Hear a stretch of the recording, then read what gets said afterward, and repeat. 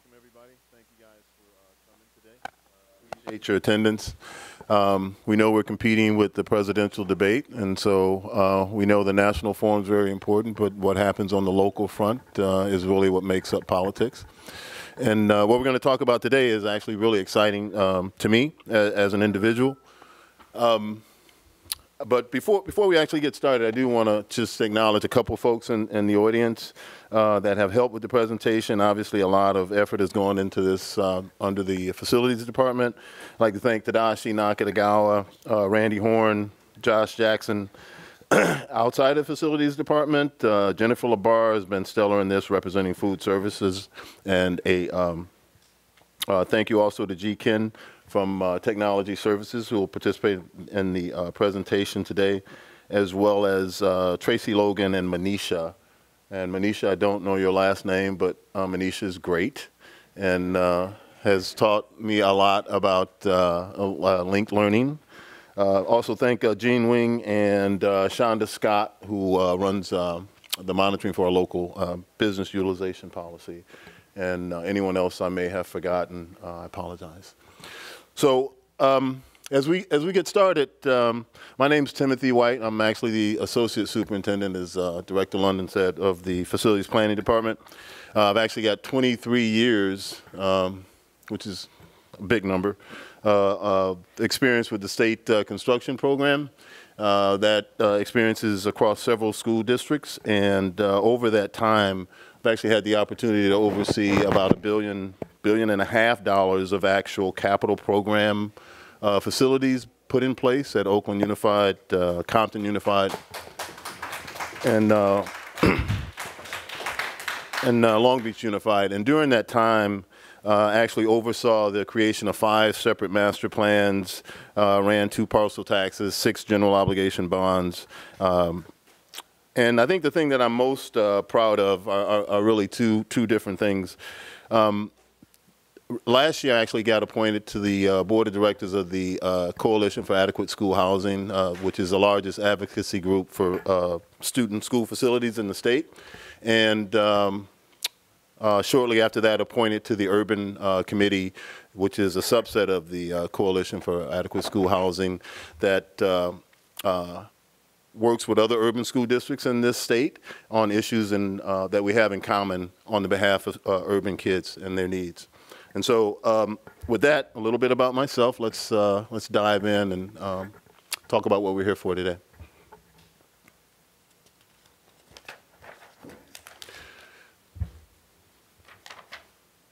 I think I got the clicker. Okay. So what we tried to structure here for you today is some clarity in terms of what the capital program encompasses. We've actually set it up to take a look back where we have been, where we're at now, actually, and where we are going as a group. Our goal is to make sure that the capital program continues to evolve, that we present that evolvement to date to you here today. And starting with the initial investments in the 1990s that address critical issues of declining facility quality, the program has grown quite a bit strategically, following direction from district leadership in order to directly serve the educational needs of kids.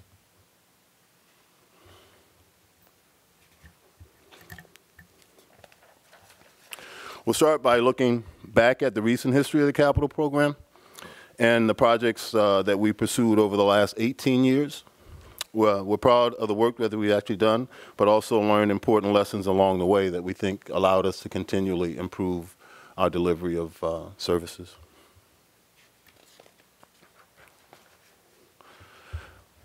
The beginning of the revitalization of Oakland schools was really started with the passage of Measure C in 1994, when the citizens of Oakland actually committed $170 million to support Oakland school facility needs. Measure C was actually the first bond measure we had actually passed in over 20 years here, and it heralded in this new era of facilities renovations. Oakland's voters made an additional commitment to school facilities by passing Measure A in 2000 and Measure B in 2006. I think the thing that I want to call your attention to is the differences between the types of bond measures. Measure A and C were majority vote, 66%. And Measure B was our first actual Prop 39 measure, which required smaller percentage of voter approval at 55%.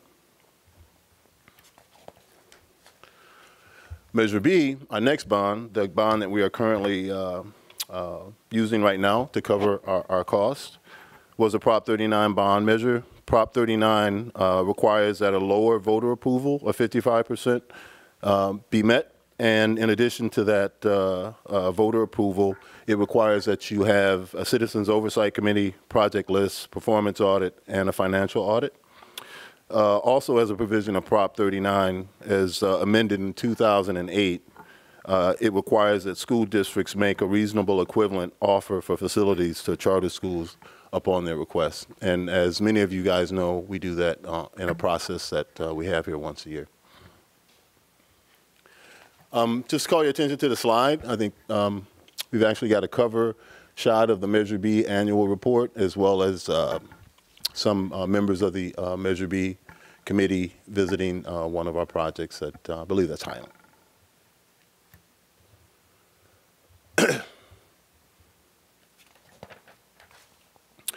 Thanks to the support we've received through the various bond measures, we were able to transform many school facilities, making important improvements at virtually every site and creating safe, healthy environments for teaching and learning. Here we actually tried to capture a handful of highlights. Most notably, 4 brand new schools were actually built over this period of time.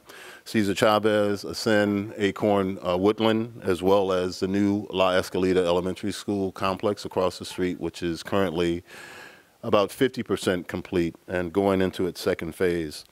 In addition to those 4 new facilities, we also built 21 brand new 2-story classrooms across the district, highlighted among those 21 Cox, UPA, and Lincoln. UPA's multipurpose room, Cox 2-story classroom, and Lincoln also a 2-story classroom. Site and ground improvements were done at over 70 school sites, and those include everything from playgrounds to athletic fields to community gardens. So for us, we'd like to actually call your attention to 2 of those projects later on in the presentation that we're extremely proud of at Sankofa and Sobrani Park.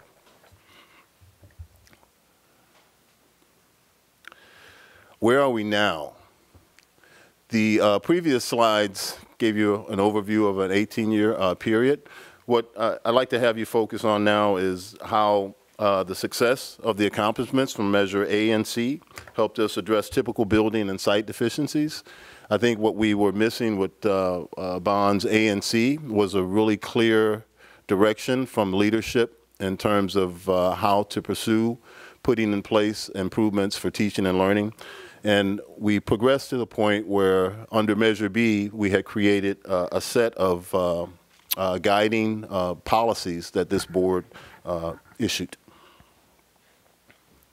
And what that meant for us was actually taking us from a place to where we actually got very little, if any, input on designing educational spaces as they are intended to be used by educators, to a point where we are now being more informed, not completely, but more informed about the needs of students in those classrooms and how we can actually meet those needs with design services.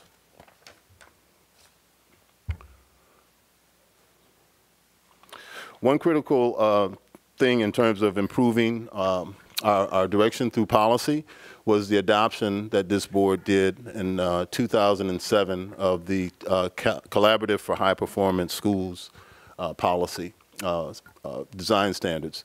And for us, that is a policy surrounding sustainable design. It was adopted, in, as I said, in 2007. And back then, we were one of only a handful of districts in this entire state to actually adopt that type of policy. And even today, several years later, in the entire state of 1,000 school districts, there's only 45 districts that have adopted that resolution.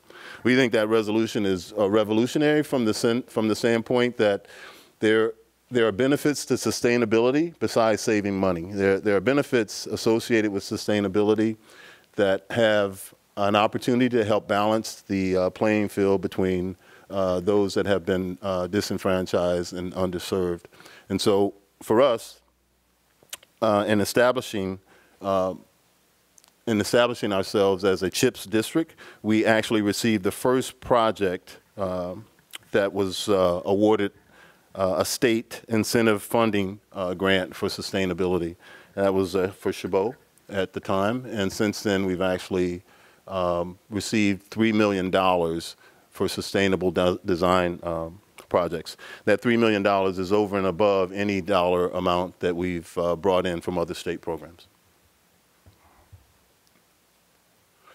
A couple things on the slide to call your attention to. Cox, the left-hand picture at the top, is a picture of a green roof. It's actually a vegetated roof that's designed to reduce water runoff and reduce the need for heating and cooling, as well as the shot below it, which I think is actually a bioswell. And bioswells actually reduce the impact on sewer water and runoff. We're actually required now by law to treat our runoff water. And this is one strategy to do that. And in addition to these actually being sustainable elements, they are actually teachable elements within the school itself. And one of the great things about Collaborative for High Performance Schools standards is that we can kind of take advantage of the environment itself to be used as kind of a third teacher. So the environment has influence on our students as well as an ability to help them with teaching and learning.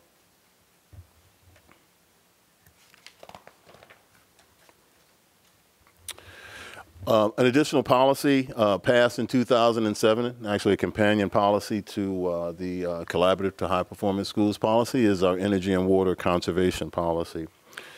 It was adopted in 2007 as well and requires an analysis and focus on energy and water use and making sure that we efficiently put in systems to keep those costs as low as possible. For us, on an operational level, that helped us establish underneath this policy a green glove program underneath the custodial services direction of Roland Broach. And underneath that direction, we've actually been able to establish a recycling program at every school in the district.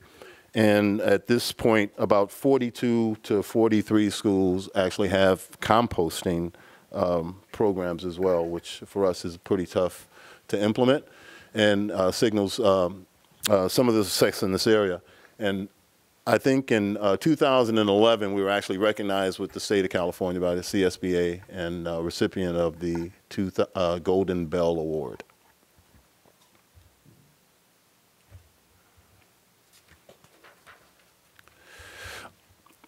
This district also adopted in 2010 a garden policy. The garden policy encourages communities to sponsor school gardens. We actually have 48 schools that have gardens. In addition to the gardens that we have at school sites, we actually have great relationships with farmers markets who also establish outlets for healthy food on our campuses.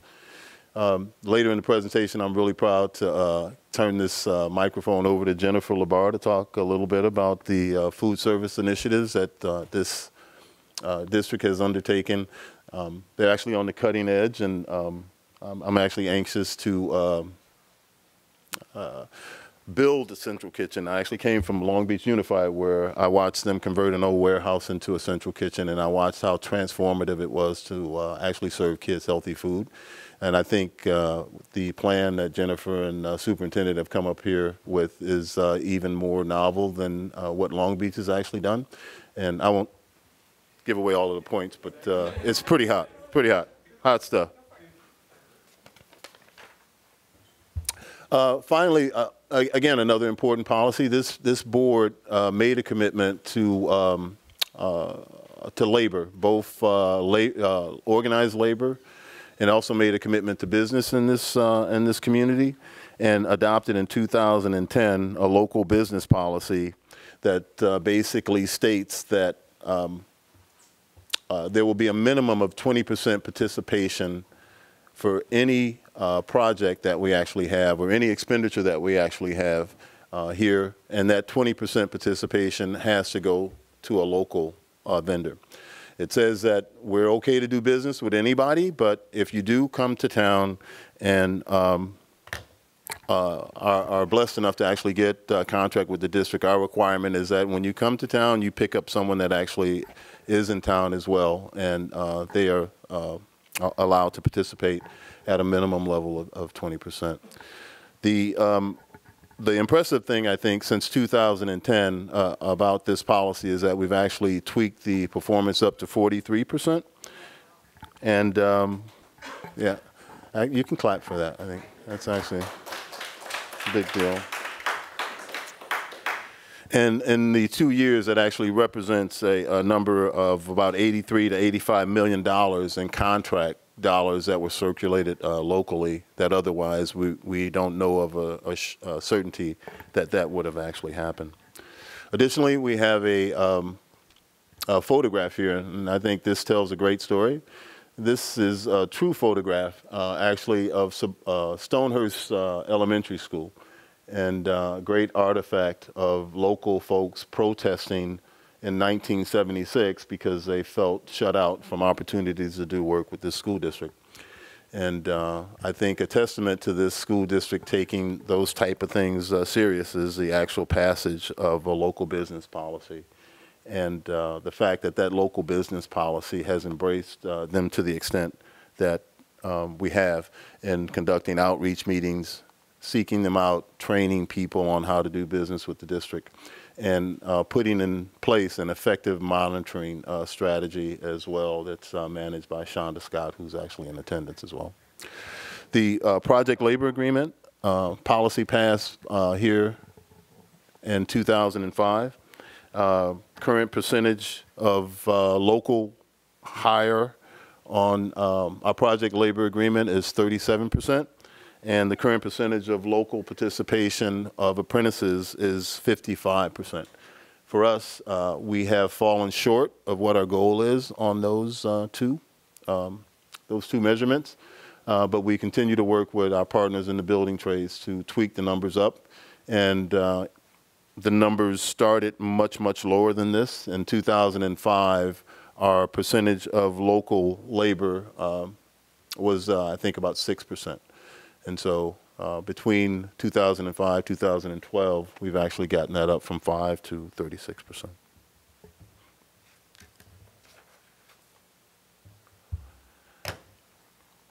So an exciting story here is the leveraging of bond dollars. One part of the program I think that we're just really, really particularly proud of is that 30% represents about $300 million that the facilities department in this district has raised to supplement the $900 million in capital money that we raised locally with the program.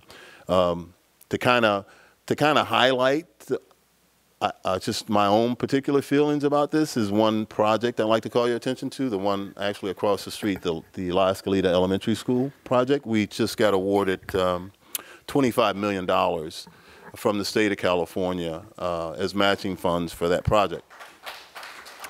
It's actually a $80 million project, and it's not the money. The $25 million is a big deal, really big deal. But the bigger deal to me is kind of the tenacity that my team went after that money with. It took us literally 5 years or maybe 6 years to actually get that money. I can't tell you how many times we got rebuffed from the state, and they sent us kind of on a goose chase for programs and eligibility. And I just actually want to thank my staff because like a dog on a bone, man, they would not let this bone go until they brought $25 million home for this single project. And so I think that's a big deal and want to kind of put a pin in it. In addition to that, obviously, the state program has several pockets of money. We try to take advantage of all of those, but we've also taken advantage of other sources of funding, whether or not it comes from local funds and partnerships with the List Foundation, NFL, the Unity Council, National Football League, Air or Resources and Quality Board. We've also raised money with CAL FIRE and Urban Forestry and their grants department.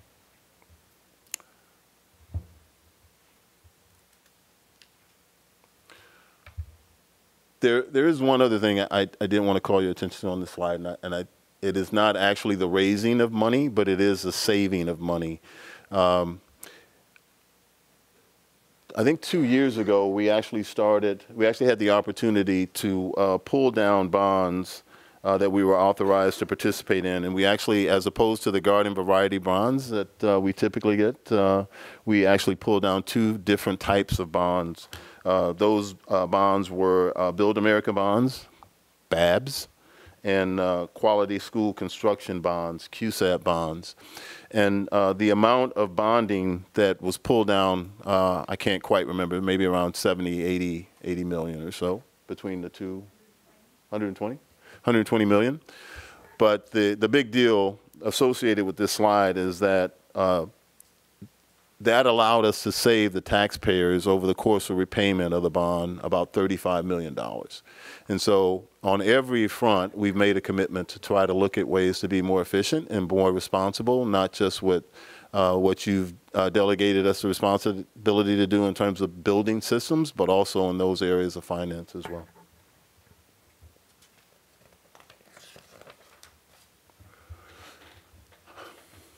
Where we are now. The slide before you now is one of the first slides I think that we've ever brought to this board. I think of this type. I think this board has heard us say in the past that there are many case studies that have shown that facilities investments have a positive correlation with student achievement and also enrollment rates.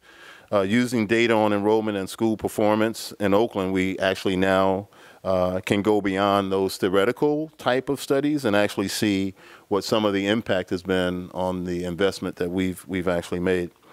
And so the slide that you have before you, actually, if you look at the bottom, it has some bar graphs there along the timeline of when improvements were started at Reach Academy.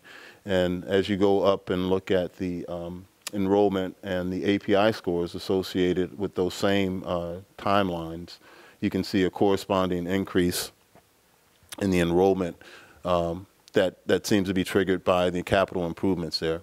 We've kind of crunched numbers like this for several different projects, and we'd love to share it with the board at some point. But in the appendix are other benefits associated with capital improvement as it relates to academic achievement and as it relates to attendance, as it relates to health, not just of the students, but anybody who happens to be in our facilities, such as teachers or community people. So there is a direct correlationship between the investment that we actually make in our built environment and how that built environment performs on behalf of teaching and learning. And this is actually our first opportunity to have some data to point to real results in our own schools.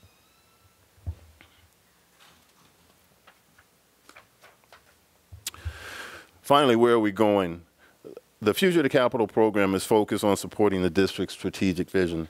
That strategic vision, as you all know, is around a full-service community schools with an emphasis on creating a set of environments where we support high-quality teaching and learning. Building on the lessons we learned from Measure B, future building projects will be geared on improving academic performance, reducing the district's environmental footprint, and ensuring that all families have access to high-quality schools in their communities.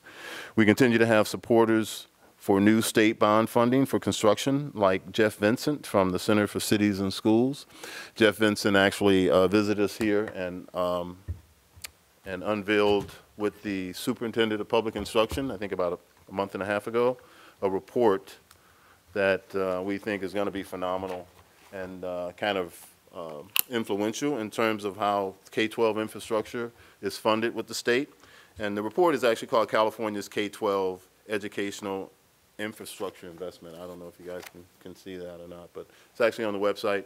It's on the CDE website as well as the Center for Cities and Schools website.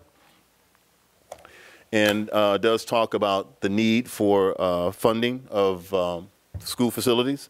I actually wanted to share with you as well a quote. Jeff's a local boy, went to Berkeley, like many of the folks in this room. And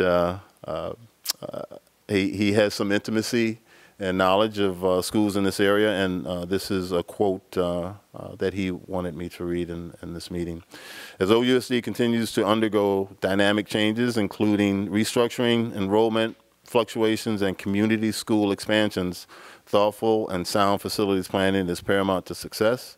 OUSD appears to be on a very good path on this front, especially in ensuring an open community process where education program goals drive the actual capital decisions that are made,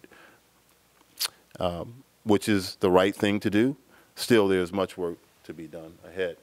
And so I think in that he wants to acknowledge the fact that we have put a priority on teaching and learning and how the built environment supports that. But looking at where we're at right now, there's much, much work to do, and a long way for us to actually go. And for us, that's actually an opportunity for us to turn a corner. And the future of the capital program is really rooted in the strategic plan. You actually have 3 documents on this page: the actual strategic plan itself, the facilities master plan, and the board authorized Measure J bond. Obviously, the connection between these is pretty strong and obvious. Throughout the creation of the strategic plan and the facilities master plan, the facilities division has spent a copious amount of time, in addition with the district, in community outreach and getting community input. As you guys have heard many times, the strategic plan was an engagement over a year time. 14 separate task forces and over 5,000 people actually got touched, had an opportunity to give input on what this district should look like to serve what their needs are. That strategic plan has actually informed the facilities master plan, and our job is actually now to continue to pursue those things in the master plan, but we can only do that given additional general obligation bond, and that bond measures Measure J.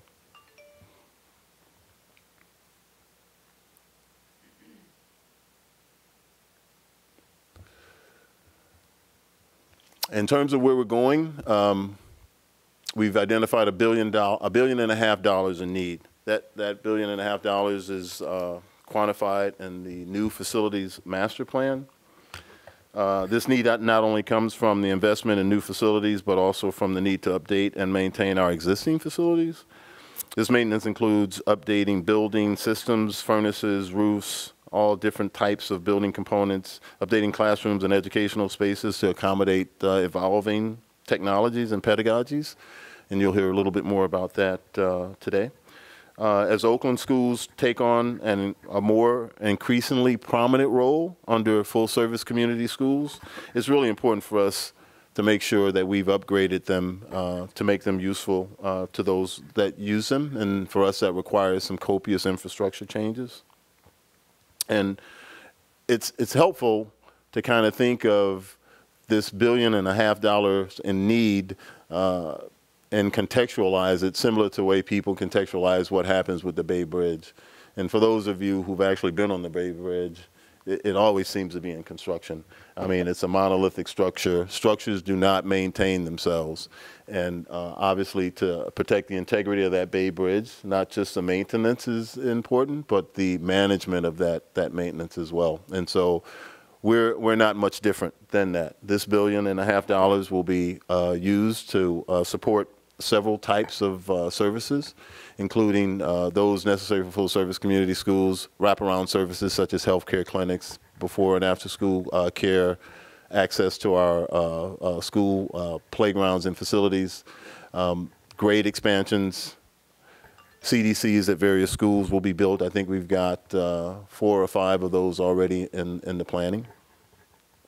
Also, facilities preventive maintenance is an essential strategy for minimizing long-term facility costs and deferred maintenance costs as well. And I think I may have heard someone in here talk about deferred maintenance not being a really bad term. When you actually defer maintenance, that means that you're allowing systems to actually be broken. And so in a school district where the state does not fund deferred maintenance as it has in the past, we don't actually get to fix roofs as frequently as they're needed.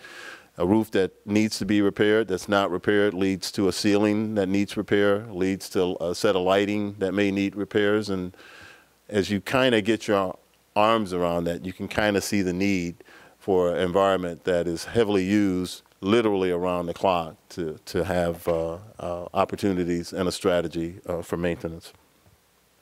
In addition to those things, seismic safety is a huge issue. We've talked already about the need for energy improvements and general fund savings associated with us generating our own energy. And finally, the last 2 points, I can't actually emphasize enough the importance of the reform that technology will have on this school district can be groundbreaking, as well as nutrition services as well. And so I think I've got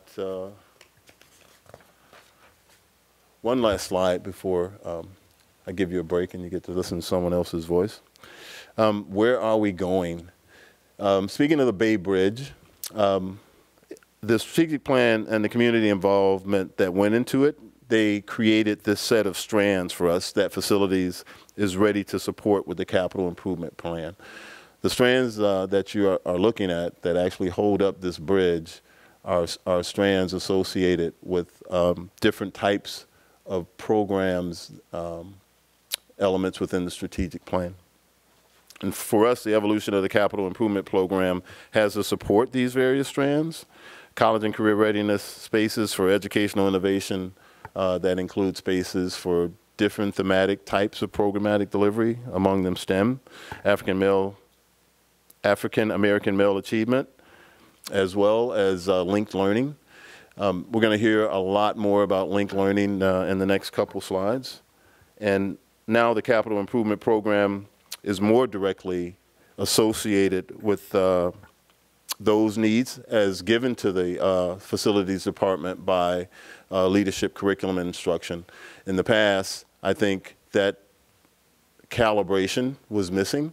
Under the strategic plan, I think that alignment is more seamless now, and it has evolved and is in even better condition based on us having a strategic plan than when we passed Measure B, and we just had the benefit of the 4 policies driving the program. So finally, I think it's G-Ken.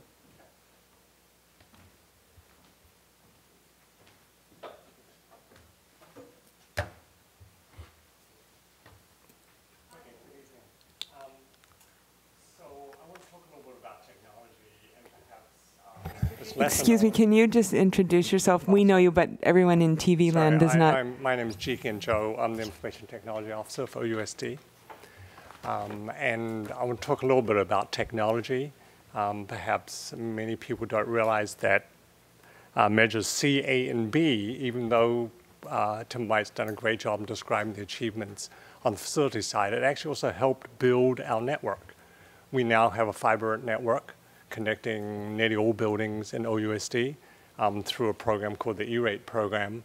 And just a little bit of competition for Tim. I love that slide where you have leveraged every dollar at 30 cents, added 30 cents. Well, with E-Rate, we have actually, over the last 10 years, we've got about $60 million of E-Rate dollars, and that's leveraged about 4 to 1. So for every dollar, it's just been phenomenal. So, but technology is primarily about the future. A group of staff have been working with Deputy Superintendents Maria Santos and Vernon Howe to create a roadmap for the technology, how the district will use technology to do a number of things. Studies have found that technology can really change, be a game changer for many students. It can increase the learning opportunities for every child and increase engagement. it can create a personalized learning opportunity. What we have found is that there are studies which tell us that every child learns differently, different style, different pace. And the catchphrase now is that we need to teach children, give them the opportunity to learn at any pace, in any place, at any time. And technology affords that potential. So, also access. We know that not every child at the moment in Oakland has access to technology. So through this bond measure, we have this opportunity to level the playing field and give that opportunity to every child.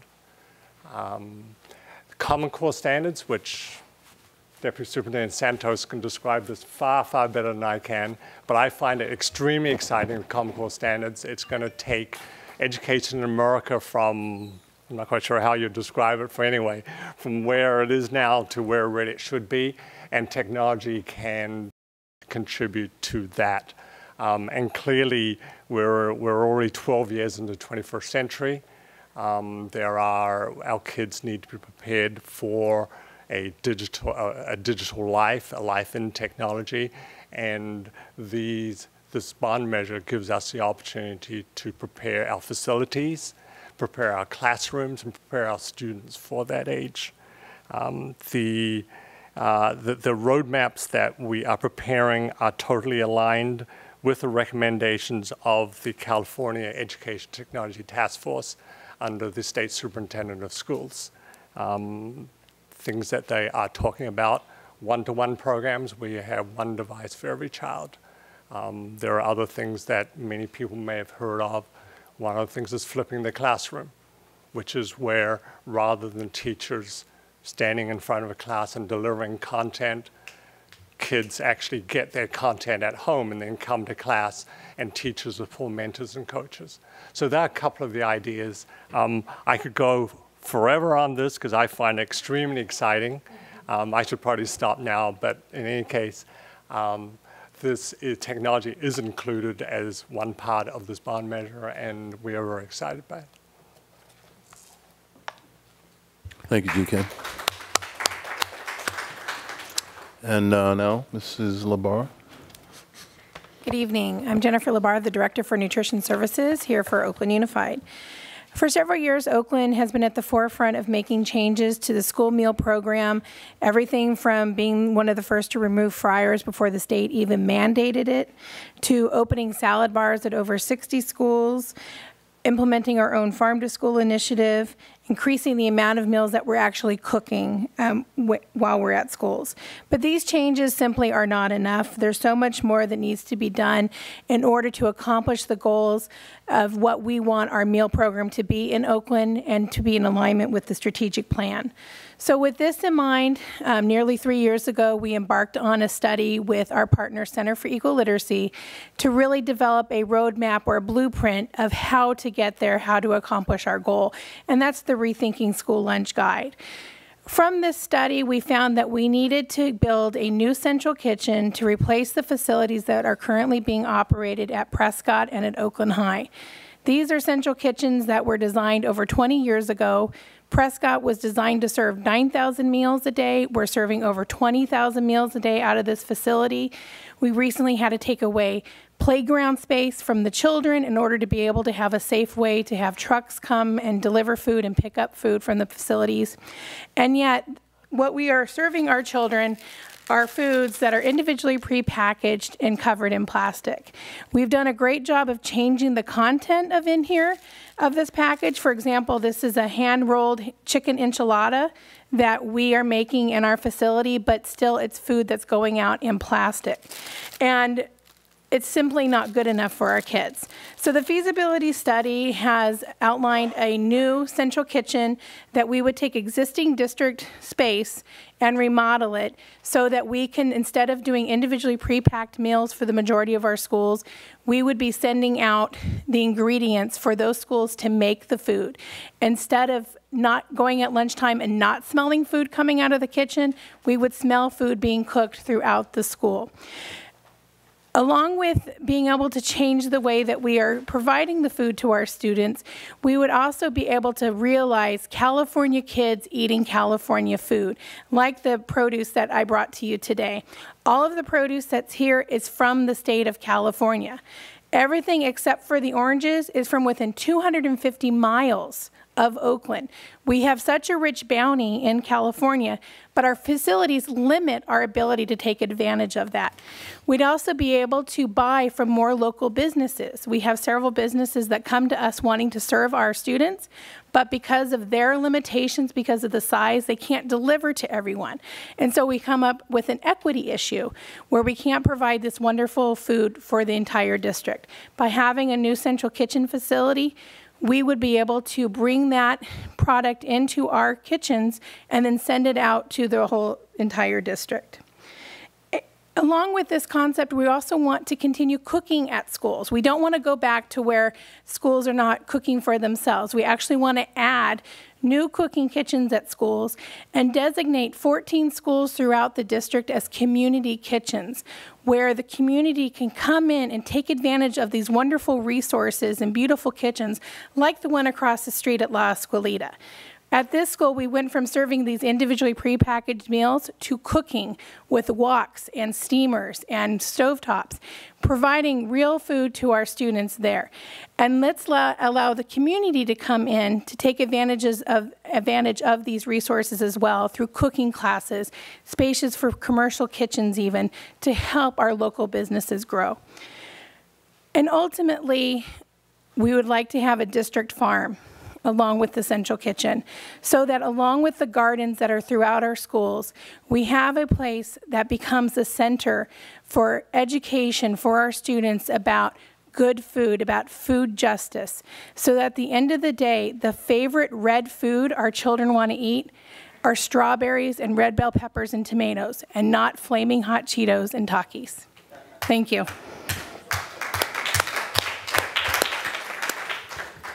Thank you, Jen. So we've actually got a video queued up for you. Whoa. In 1994, the voters of Oakland recognized that without local funding, their schools were falling apart. Through measures C, A, and B, we opened new schools, replaced portables with new buildings, and rebuilt school sites to advance student learning. Since then, OUSD has invested over $900 million in our campuses and community. We've got to see what a lot of our tax money goes to for facilities. We get to see them before, during, and after. It's exciting. We are proud to present some of our most recently completed projects. Outside is Big at Sobrani Park Elementary and Madison Middle Schools. A complete exterior upgrade with a garden and a whole complex of play structures for the kids connects with a new football and soccer field being installed at Madison. What we're looking at today is a portable replacement project. We were able to put in 9 new classrooms, 4 flex rooms, and a multi-purpose room. The new building was built under the CHIPS guidelines as a highly sustainable and energy efficient building. I love the playgrounds. This was a campus that was in true need of these improvements, and so Facilities Group with the Measure B money was able to do a great project here.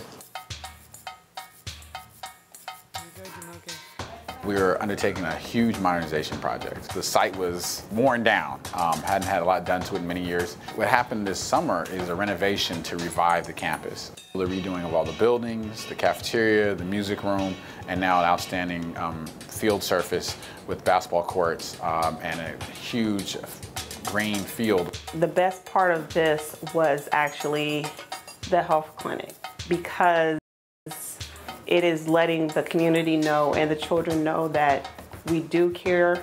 As part of the district's goal to support the whole child, Measure B funds are used to build spaces to support every aspect of student needs, including school-based health centers.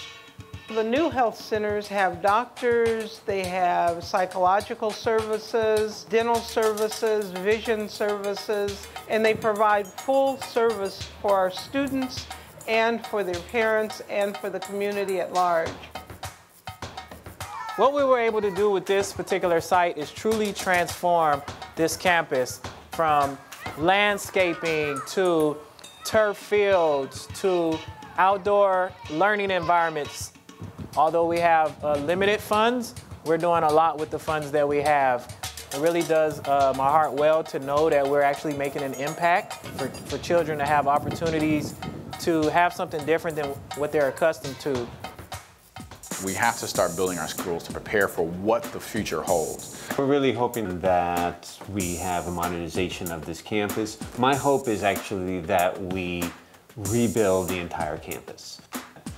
We create a sanctuary here for our students so that they know that physically, emotionally, educationally, socially, they're safe here. And the buildings play a really important role in that.